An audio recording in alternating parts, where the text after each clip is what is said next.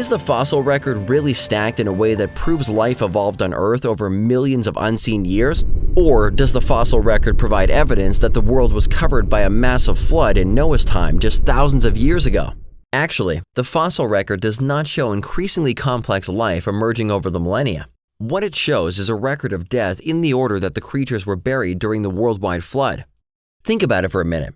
Genesis 7 verse 11 says that the fountains of the great deep were broken up and the windows of heaven were open, creating floods and tidal waves that were unimaginable. The Bible says the floodwaters increased upon the earth for 150 days until all the high hills under heaven were covered with over 20 feet of water. This process successively buried all creatures outside the ark based on where they lived as the floodwaters prevailed, how smart they were, their means and speed of mobility, and their body density. This is precisely why the fossil record generally shows the shallow water marine creatures buried in the lower layers. Then, as the ocean waters rose higher and higher, the suffocated fish were buried, followed by amphibians, reptiles, mammals, and then birds. Dr. Carl Werner spent 17 years traveling to museums and dig sites around the globe, photographing thousands of original fossils and the actual fossil layers where they were found. His research revealed a lack of evidence for evolution theory, including no transitional fossils and clear evidence that shows animals have remained the same over the supposed millions of years of evolution. We went to the Carnegie Museum in Pittsburgh. We filmed at the Smithsonian, the American Museum of Natural History. We filmed at the Chicago Field Museum, all of the greatest museums of the world, basically, and photographed their fossil collections. Museum Victoria in Melbourne, the Natural Institute in Brussels. We filmed at the New Zealand Natural History Museum in Auckland and the Redpath Museum in Montreal, Harvard Peabody Museum, the California Academy of Sciences, how many different places is that?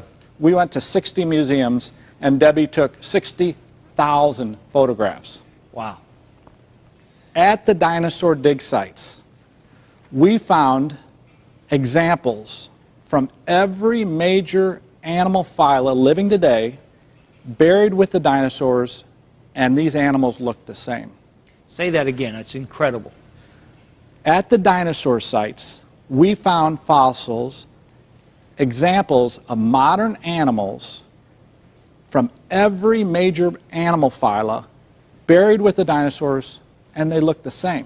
You started out not knowing if there would be any. Zero. And then you found them in every group in the same strata with the dinosaurs. Yeah, and it's worse than that. Not only did we find this for animals, then for the plants, we found examples from every major plant division of plants living today, buried alongside the dinosaurs, fossilized, and they look the same as the modern plants. So you photograph fossils from dig sites and museums, and you realize that modern animals live with dinosaurs. That seems too simple.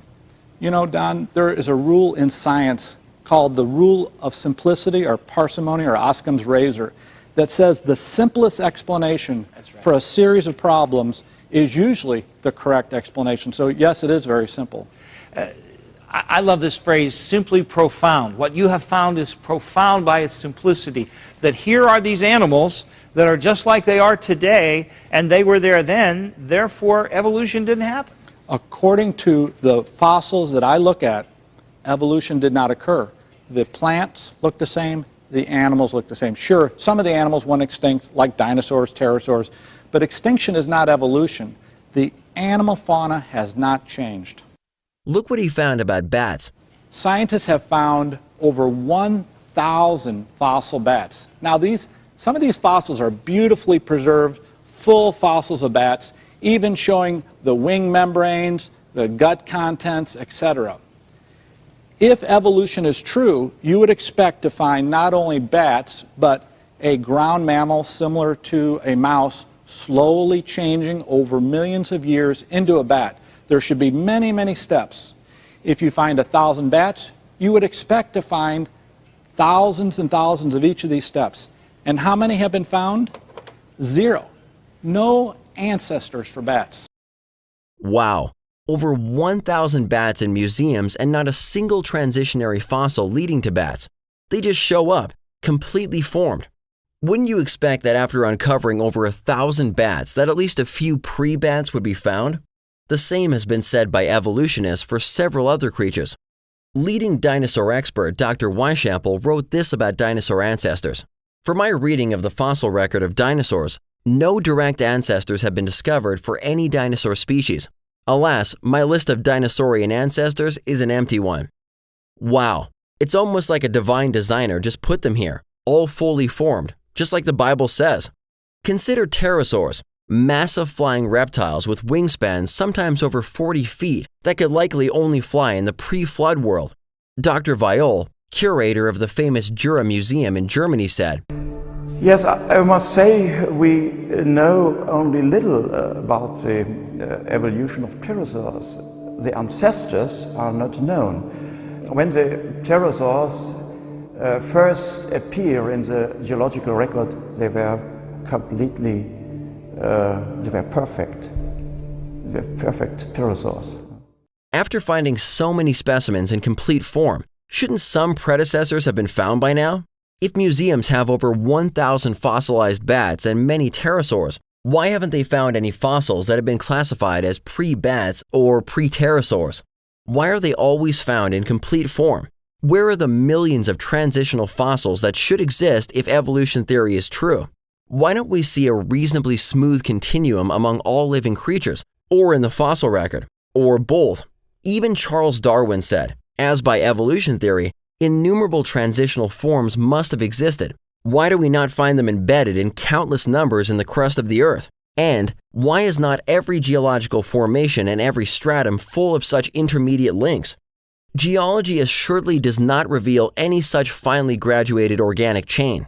And this is the most obvious and serious objection, which can be urged against the theory.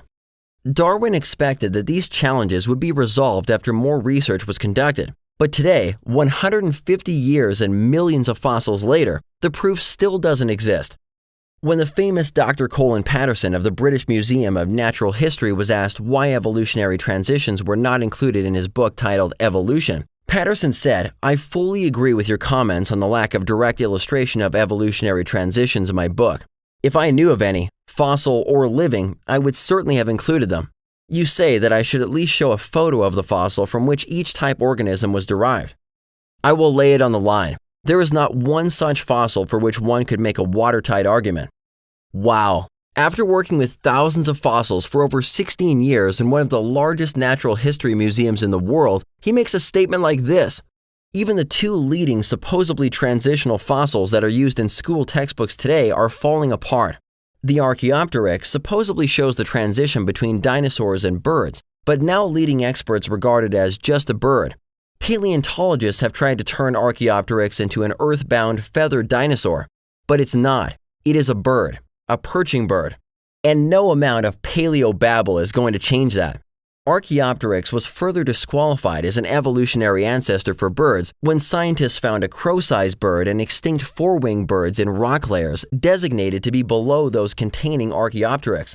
Next, there are supposed evolutionary fish, like Tiktaalik, typically shown in textbooks as a 375 million-year-old fossil that was on its way to progressing into a land-dwelling creature. Sometimes the coelacanth is also shown in this same lineup, supposedly living about the same time frame. Now, however, both of these have been ejected out of the evolutionary lineup. Evolutionists used to think that Tiktaalik's strong front fins did most of the work to pull this transitional fish up onto land, leaving the hind legs to evolve later. But now, after more investigation of the pelvis and fins, the discoverers of Tiktaalik have developed updated illustrations showing how it used its strong pelvic structure for paddling. Even more amazing is the fact that scientists announced in the 2010 Nature journal that they had found footprints of a four-legged land creature in Poland that are supposedly 10 million years older than Tiktaalik. So, if Tiktaalik was supposedly the ancestor of land creatures, how could land creature fossils sit 10 million years earlier in the rock layers than their ancestor? There goes Tiktaalik as a clear transitional fossil, yet it's still found in school textbooks today. Coelacanths have also been used for promoting evolution because their fins looked like they were becoming arms and legs. But all of this changed in 1938 when a museum curator in South Africa found a living one stacked up with a bunch of other fish on a fishing dock. They've since found a lot more of these fish. You can even go swimming with them near the Comoros Islands. So much for that sea-to-land transition. Next, there's dinosaurs. When we look at the dinosaur fossil record, we see that they were buried furiously, rapidly, and simultaneously, oftentimes found fleeing in groups, even leaving their youth behind. Take this massive bone bed in Hilda, Canada. Thousands of centrosaurs were catastrophically buried over an entire square mile. Or this one in China, where thousands of different kinds of dinosaurs were simultaneously buried in a single 980-foot-long ravine. There are hundreds of dinosaur bone beds all over the world, including the US, where the Morrison Formation covers 13 states and 700,000 square miles. Thousands of torn-apart dinosaurs are buried here in hundreds of mass graves, with many found in the classic death pose with their necks arched back, choking as they died. Museum signs everywhere even admit they died in a watery catastrophe. Is a worldwide flood the best explanation for this? Let's drill down on just one of these massive bone beds in Wyoming where over 1 million dinosaur bones have been buried over an 80-acre area. This is a Upper Cretaceous sedimentary deposit, and what we have here is what's called a bone bed. It's an accumulation of bones that's about 1 meter thick, a little less than 1 meter. And in this meter, we find the bones present as a graded bed with little bones at the top and bigger bones at the bottom. These animals had to die, and then their carcasses had to have time to rot. So we're talking days or weeks or months, during which time the bones and tissues were either eaten away or rotted away. And then the bones that remained were deposited instantaneously in this environment because they're in a graded bed with big bones at the bottom and little bones at the top. And you can see that here. The big bones are all down at the bottom. And when they start digging up here, they start to find smaller bones. So that condition requires a sorting process that can only take place during a catastrophic emplacement. We hear a lot about transitional forms. What's the real story there? Scientists have been able to lay out some forms they think are transitional, and some of them are very interesting, some even challenging, but they are the exceptions to the rule. The rule is there are no transitional fossils, and what we find in the fossil record, and contra to Darwin's hopes, this is the rule, is that a form exists in the fossil record. It basically stays unchanged, and it disappears from the fossil record without having been changed. That's got to mean something besides evolution, because we don't ever see changes from this form into this form in the rocks themselves. So it's coming from somewhere else. It's a paradigm that's being imposed on the data rather than the data providing the paradigm. So I think it's very easy for me to be a creationist just based on my understanding of the complexity of life forms. And when we look at the fossil record, we can see that the complexity is all there from the beginning, and this begs the question of where did all this complexity come from? You know, it's one thing to have faith. I have faith that God was the creator, but that's substantiated by what I see around me. To say I have faith that evolution produced this when I can't even see how it could have happened. There are hundreds and hundreds of similar mass graveyards around the world that have been catastrophically deposited by water. Scientific journals have now even documented 14 fresh bioorganic materials from dinosaur bones that simply can't be millions of years old. While doing his research, Dr. Warner noted, if evolution was not true, and if animals did not change over time, I should be able to find modern-appearing plants and modern-appearing animals in the dinosaur rock layers. And this is in fact what I found. In fact, Dr. Warner has documented 432 mammal species in the dinosaur fossil layers. But after visiting 60 museums around the world, he did not find a single complete mammal skeleton from the dinosaur layers displayed at any of these museums. Some mammals are even found in the stomachs of dinosaurs. Mixed in among dinosaurs, Dr. Warner found all of today's reptile groups, as well as birds, including parrots, owls, penguins, ducks, loons, albatross, cormorants, and sandpipers. How does this work if dinosaurs supposedly evolved into birds as evolutionists claim? Something's not lining up with evolution theory. The latest findings continue to confirm the recent demise of most of the dinosaurs by a massive flood. Consider this 3,000-pound nodosaur fossil just found in Canada.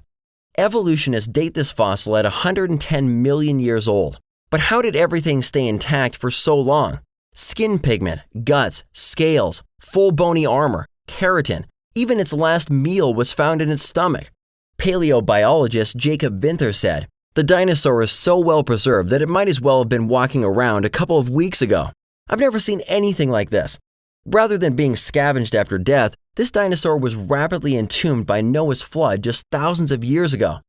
If the Genesis account is true, and we believe that it is, we would expect the fossil record to bear out a wide variety of various kinds of animals that lived in a pre-flood world much different than today. Animals that were catastrophically buried quickly and in many cases torn apart, graded and sorted, buried with marine life, mummified, unfossilized, and discovered with many bioorganic materials that simply can't last for millions of years. We would expect to find massive bone beds all over the world and covering hundreds of thousands of square miles like the Morrison Formation. We would also expect to find that even leading transitional examples like Archaeopteryx, Tiktaalik, and coelacanths would not hold up over time as true evidence of evolution. Download our mobile app for this video and others that address the key evolution teachings in public school.